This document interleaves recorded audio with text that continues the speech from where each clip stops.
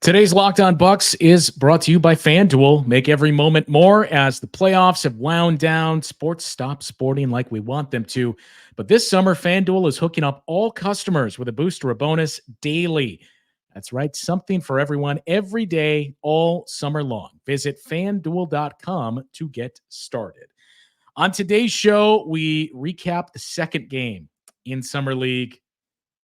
A lot of ugly moments as the Bucks lose by 30 plus to the Cleveland Cavaliers. So we dig into the good and bad from game 2 of Summer League, and more importantly, carry over some of that conversation on MarJon Beauchamp. Some interesting things that came out of that interview he did with Eric Nehm, and some of the things Camille and I said, that's a good point. Some big things to touch on with MarJon as he enters his third Summer League. We get into that conversation coming up next on Locked On Bucks.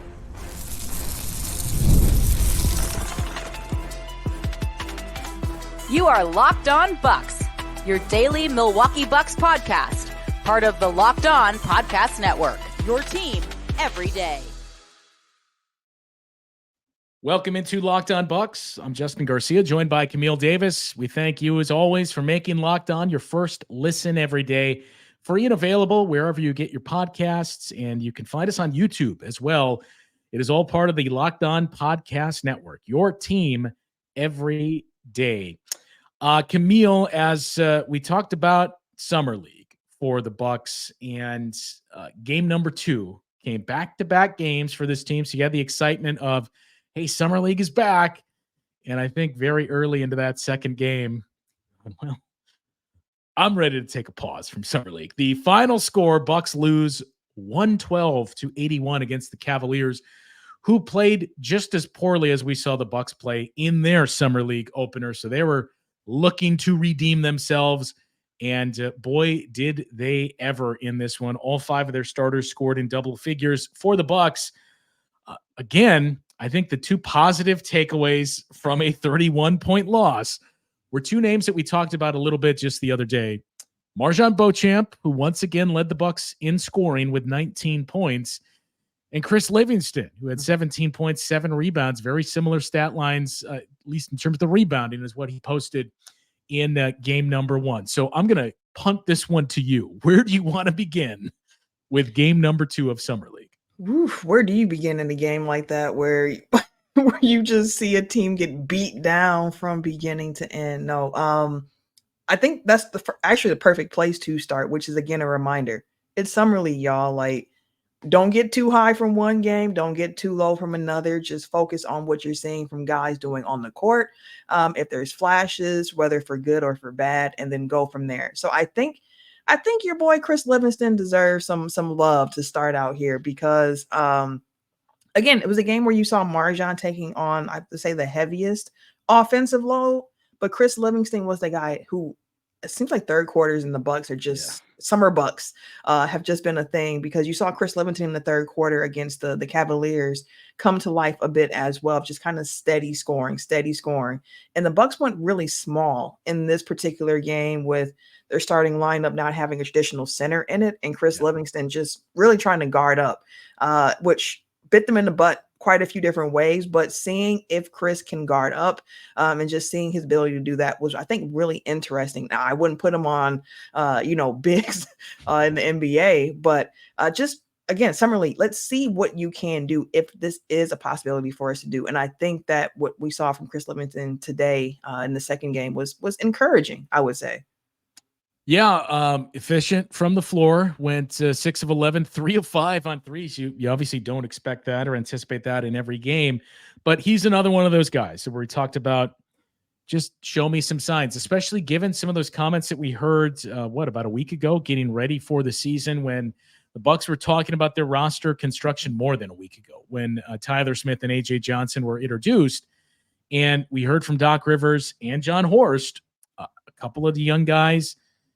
Chris Livingston was one of them. And I think it was John Horst that said he's been working his butt off, and we think he's ready to contribute this season. So just setting those foundational pieces, building on it.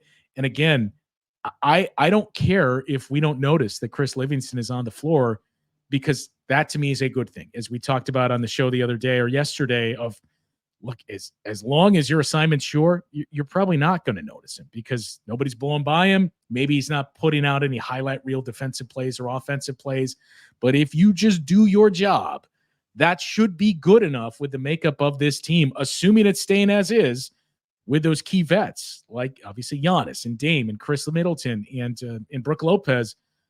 Do your job, right? To borrow from Bill Belichick and the Patriots. If you do that, everything behind you should be good enough. You hear the Bucks say it too. You hear Giannis, be a star in your role. Whatever your role is, be a star at it. And again, we mentioned how Summer League, the environment is different because you have guys playing in roles that you might not see them play in the regular season when they're playing on the main roster. But for Chris Livingston, it's the defensive interest because of all the different wings that the Bucks have, of the young wings, nobody is built quite like Chris Livingston when it comes to the actual like strength that he has. Like he is built really solid, where you think like, how can he guard up? Can he guard down? And he looked really assignment sure for the most part throughout Summer League. Again, a lot of switching for the Bucks. It's something that they've been talking about doing throughout the Summer League run here, and you've been seeing them doing that. So Chris Livingston definitely stood out to me in the 3-point shooting. It's the second game in a row where it's just been, he's not putting up a lot of them, but he's knocking them down. Like he's opening, knocking the shot down. And there were a few times with Livingston throughout this game where, I mean, the Bucks were floundering, and then he just hits a shot.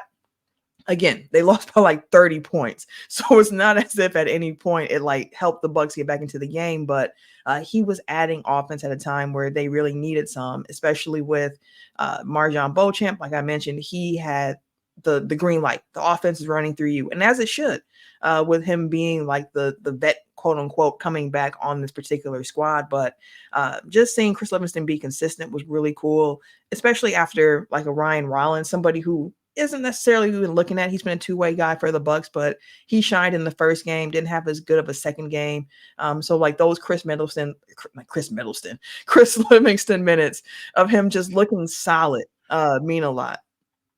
And you mentioned the build of Chris Livingston too for the I think you should leave fans out there. I think Chris Livingston's a graduate from Little Buff Boys. When you just look at the frame that he brings with him, that was what drew me to him when we talk about, hey, you need guys that can defend bigger wings and take on some of those assignments. When you see him, it's like you're a casting director and you say, that guy gets the part. All right. Oh, he can't actually, we're doing a musical. Oh, he can't sing. All right, we'll figure something out. We'll find somebody that can. But that's what draws you to a Chris Livingston. So I think going forward, definitely very curious to see what he can build on in these next couple games.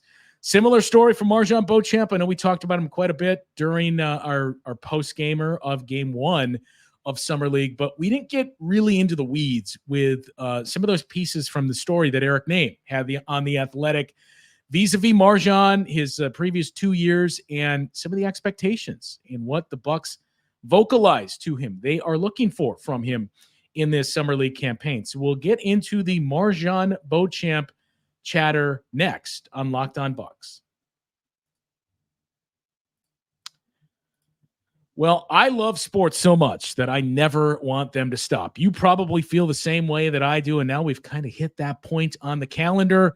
Well, that's just not the case. But as the playoffs have wound down, even though we're getting fewer games and the sports aren't sporting like we want them to, FanDuel keeps you and sports going whenever you want. All you have to do is it'll open up the app and dream up bets anytime you're in the mood. This summer, FanDuel is hooking up all customers with a boost or a bonus daily. That's right, something for everyone every day all summer long. So head over to FanDuel.com and start making the most out of your summer. FanDuel, official sports betting partner of Major League Baseball.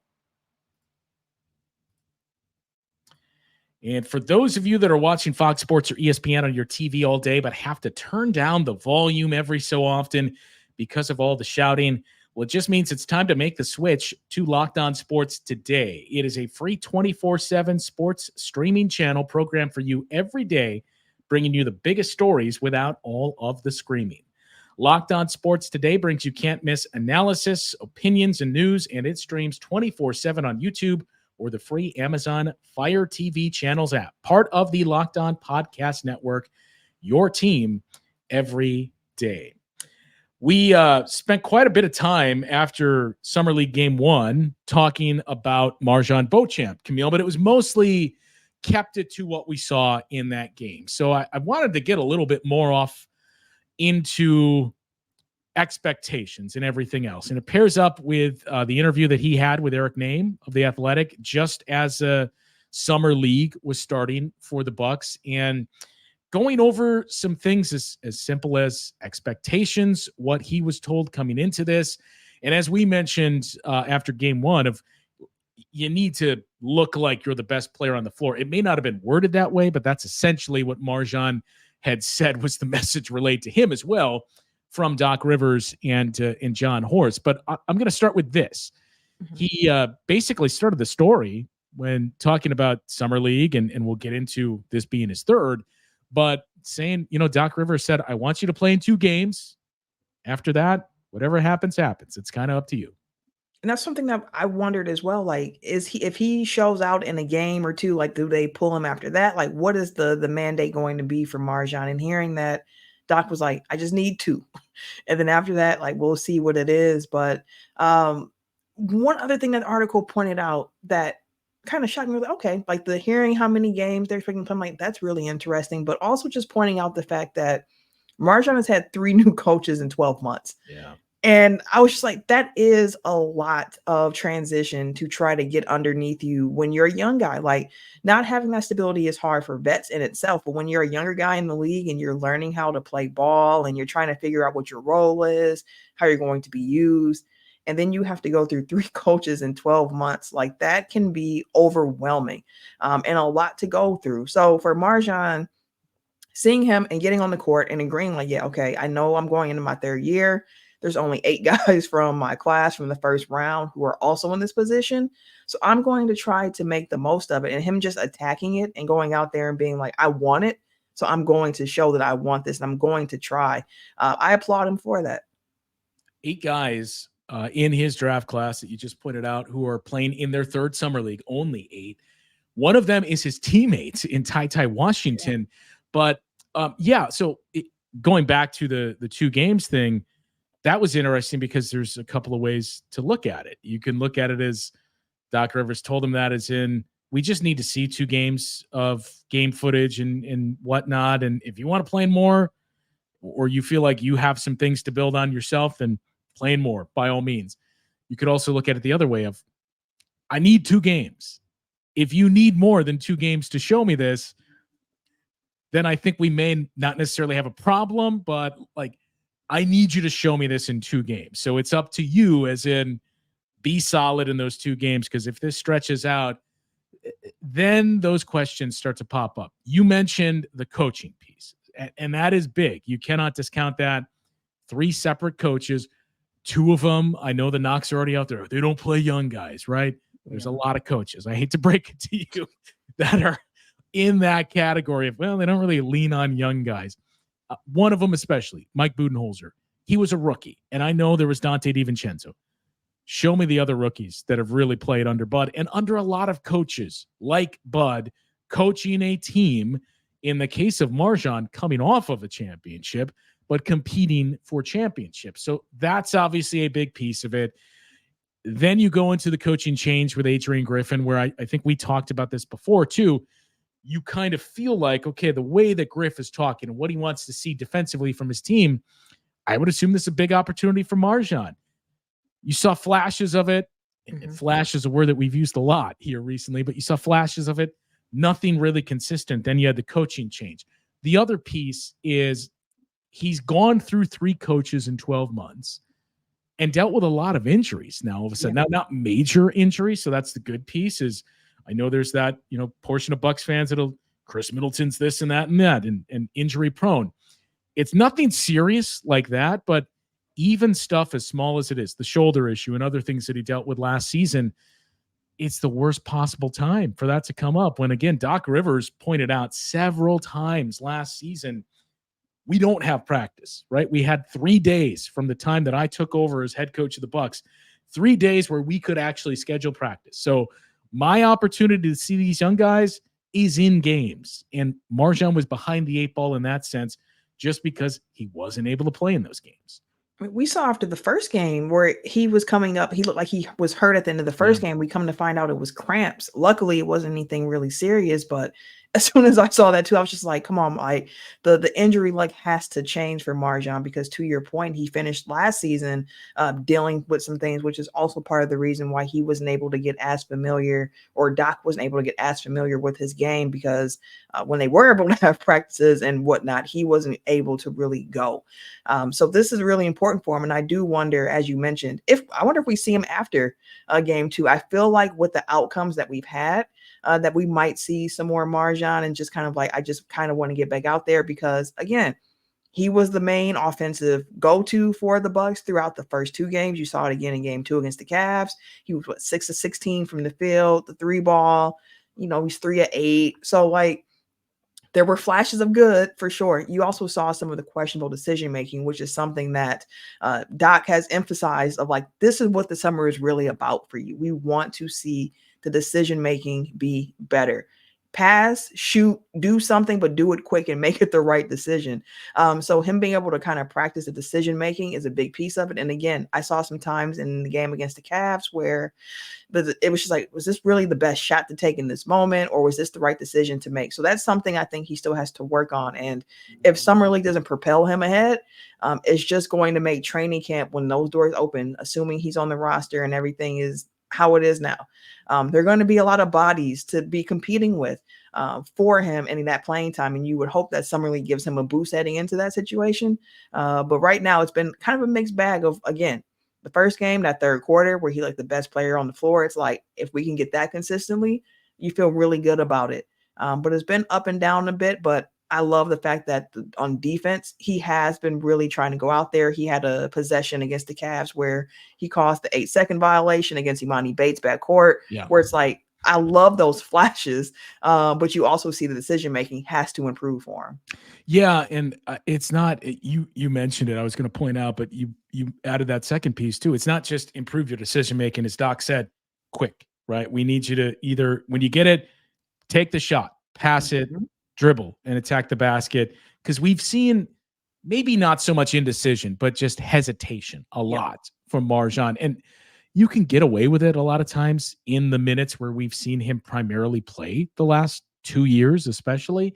But again, there are no major changes that this team is facing at this point. You have to assume they're going into the season as is, basically. Maybe somebody else will be added to the roster, but I think we both feel like if it's not the guy that it seems to be very polarizing of why does everybody keep mentioning Gary Trent? He's not going to come here because of the money. Look, there's not money out there. So I think we do have to keep bringing up that name. But if it's not going to be Gary Trent Jr., I think we both feel like, well, you'd probably like another point guard type, somebody that can handle the ball, initiate, facilitate offense, or a big. So that to me seems to open the door even more for MarJon, for Chris Livingston, for Andre Jackson Jr. to say, okay, guys, who's going to win this job? Maybe it's just one, maybe it's two, but who's going to take the ball and run with it here? Because I think the last thing to point out with MarJon in his first 3 years are, we mentioned the coaching changes.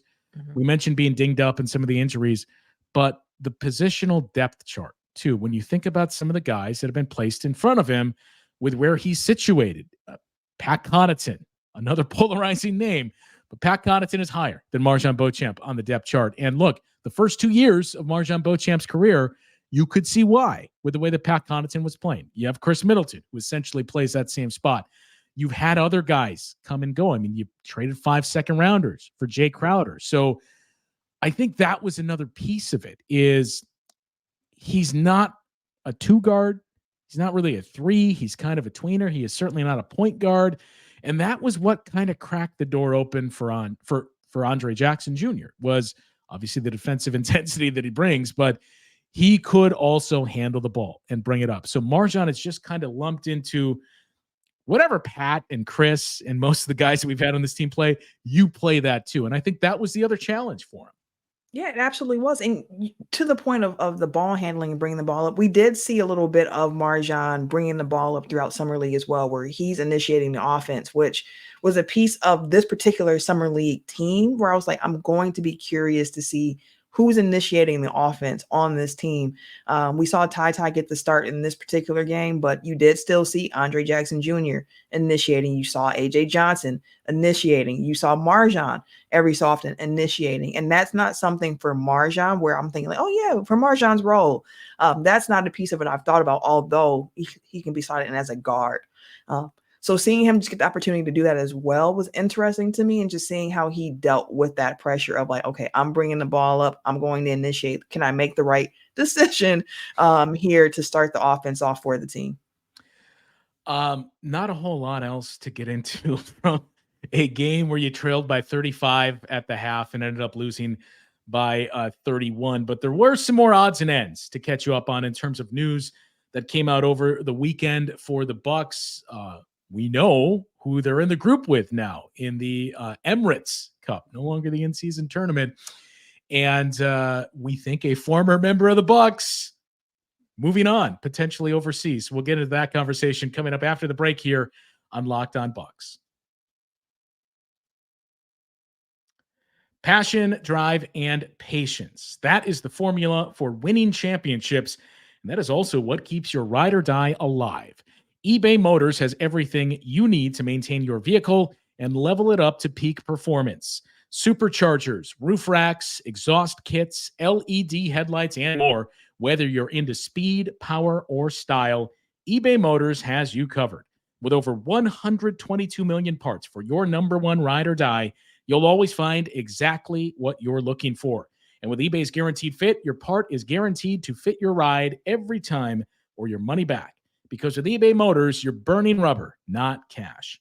With all the parts you need at the prices you want, it's easy to make your car the MVP and bring home huge wins. Keep your ride or die alive at ebaymotors.com. Eligible items only. Exclusions apply. eBay Guaranteed Fit only available to U.S. customers. All right, Camille, I said we should catch the folks up on some news for the Bucks. The league announced the draw for the Emirates Cup. It's going to be a challenge to kind of break that memory and not call it the in-season tournament anymore. But the Emirates Cup, we got our draws and some carryovers for the Bucks in terms of who they have in their group. It is not the group of death that we've seen elsewhere. I think really, what was it, Group C in the West when you look up and down? That is going to be tough. But similar format to last year, where it is going to be Tuesdays and Fridays, where you have your group play games, November 12th through December 3rd. So same weeks on the NBA calendar. The one tweak was it's going to basically be a week in Las Vegas. So it's not just, hey, your team is going to be playing for the Cup. You got 2 days to get out there. So it's going to start Tuesday in Vegas and wrap up throughout the week. So this isn't a Thursday afternoon into Saturday thing that we're looking at. But the Bucks group, in the group that they are in here, the Pacers, Indiana Pacers in their bracket, Toronto Raptors, Miami Heat once again, and the Detroit Pistons. So the Heat are the carryover team from their group last year, and the home games are going to be with the Pacers and the Raptors, road games with Miami and Detroit. Look, the Pistons, they're not going to be a playoff team. They're going to be better than they were last year just because they brought in more vets, made a coaching change. The Bucks and the Heat in Miami is always an adventure, regardless of who's on either team. The Raptors are going to be an interesting team to watch this season. And then the intrigue, the Indiana Pacers, and a game that'll be played in Milwaukee for the Emirates Cup. I don't know if you were watching when ESPN unveiled the groupings, but Miles Turner was one of the three guys that they used to read them off. And as soon as that group was read, I believe he was the one that read it too, he immediately said, when somebody mentioned like, hey, that's going to be interesting, the first round series and what seems like a budding rivalry that you have with the Bucks, and you're going to Milwaukee to play that game. And Miles Turner quickly pointed out, we did not take that ball. Ballgate will live on forever, clearly, even based on his reaction there. But I mean, listen, when you're looking at the East, as you said about the West, some of the groupings there was like grouping of death. You don't necessarily have that in the East over here. So the Bucks were still a 1 seed technically because they finished third in the East. And then you got the Pacers, the Heat, the Raptors, and the Pistons. So it's not necessarily a difficult group. To your point about the Pistons, I don't think they're going to be as bad as they were with 14 wins last year. Really going out on a limb there. You know what I'm saying? Good analysis right here. Good analysis here. So, I mean, you got that. You got the Raptors, who should be interesting, I would say. And the Heat, you can never really know what to make of them. Yeah. I can't wait to see Khalil Ware in the regular season as well, see what he develops into as well. But it's the Pacers. Like, that's the draw of this particular grouping. I know the NBA says this is random. Doesn't feel random to me. Feels like good advertisement. Like, you've seen what's been happening with the Bucks and with the Pacers. They had a first round playoff series. They played, 11 times last year between having 5 regular season games and then the playoffs. So a lot of history developing really quickly between these two teams, and it should be good TV for the NBA Cup. Well, and look, the league wants to eliminate any of that ambiguity. Just televise the actual draws. Don't just show me, here's the groups. Like, televise pulling the envelopes and whatnot, because if you are the conspiracy theorist type, I think you would point to, the Bucks and the Pacers. That's interesting. And also, the Mavs and the Warriors are in the same group. And the league also announces Klay Thompson's return to the Bay is going to be in that game. So, okay, I see how this works. If you buy into the conspiracies, I think those are two things that would certainly push you down that path. The last piece of potential news, I guess we should say, to wrap things up on is, I know a lot of people asked, hey, what's the deal with Pat Beverley? Is Pat Beverley going to be back with the Bucks? And we talked about this early in the offseason. Didn't really seem like it, right? You thought towards the end of the season, they'd love to keep him. Maybe it was the way things ended in Indiana, knowing it's what, a 4-game suspension, I think, that he has to serve. Maybe it was that. Maybe it was just, again, the recognition of, we need to get younger. We need to get more athletic. Pat Beverley, solid defender, not the guy that he was in Houston or with the Clippers anymore. But Pat Beverley, and also, as you mentioned a number of times early in the offseason, kind of indicating, look, I'm looking for money, right? I'm looking to get paid more. I'm not so into the vet minimum. And then, as we pointed out a number of times, you saw the market start to collapse on itself. And all that money, whether or not, we should maybe loop Frank in for this and do a show towards the end of the offseason on the impact that Paul George signing with one of the teams that had money to spend had on the rest of the market and free agents that were out there, because there's money that you thought guys would get that just isn't happening. And that brings us to brings us to Gary Trent Jr. that we'll continue to mention. Look, don't rule out a vet minimum. There's just no money out there. But it also brings us to Pat Beverley, who over the weekend, via the Pat Beverley podcast Twitter account, Breaking news, made the announcement that he's looking at one of 2 places to play next season. Considering an NBA vet min, or considering what was a historical contract to play over in Europe, which, to your point, we heard Pat Bev come out himself and say, like, I think I've played to get a little bit of a raise off of a vet min this upcoming year. The way the market has shaken out, all that's available to Pat Bev at the moment is vet mins.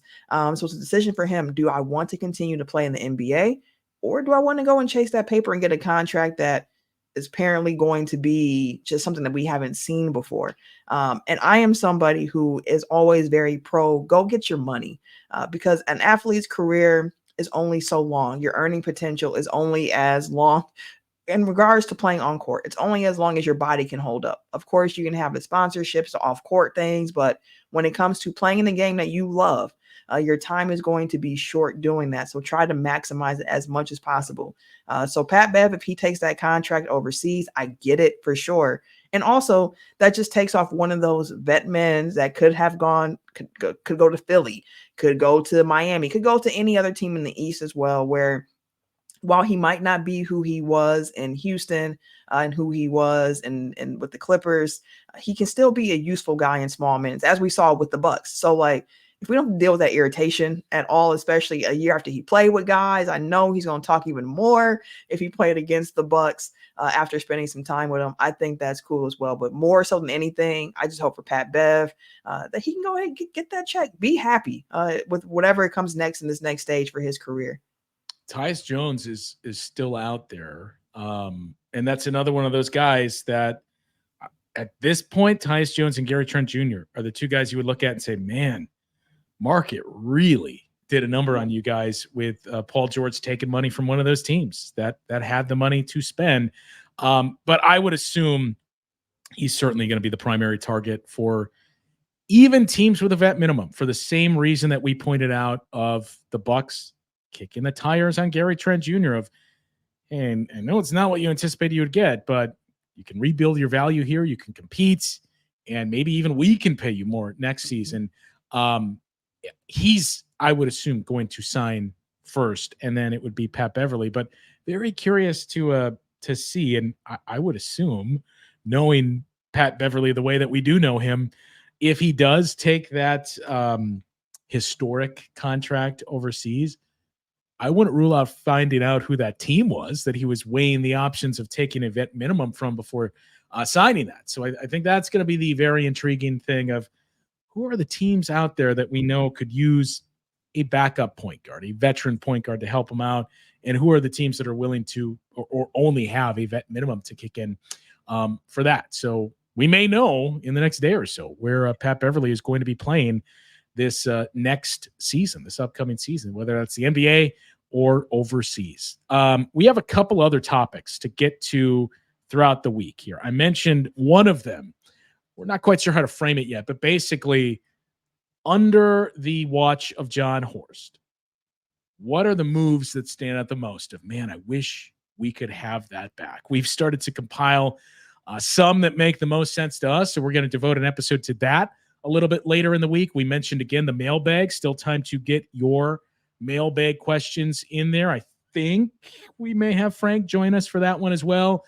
So you can tweet your questions into any of the three of us or send them to that email as well. I've retweeted the email address and pinned it to my account. So use that for your questions, but we'll get to that at some point this week. And we got 2 more games during the week for the Bucks. So we'll have a post-game Tuesday night for that late night game, and then either a post game or a preview of the Bucks game on Friday we will get to this week. So still a lot coming up this week on Locked On Bucks, as we'll see the last few dominoes fall in free agency and then shift towards what we think is probably a couple weeks of things starting to lay low and teams getting ready for their training camps and the regular season to begin. Man, we are already probably 3 weeks away, 3 to 4 weeks away from finding the schedule for the Bucks and the rest of the NBA. It's always right around the 10th to 15th of August. So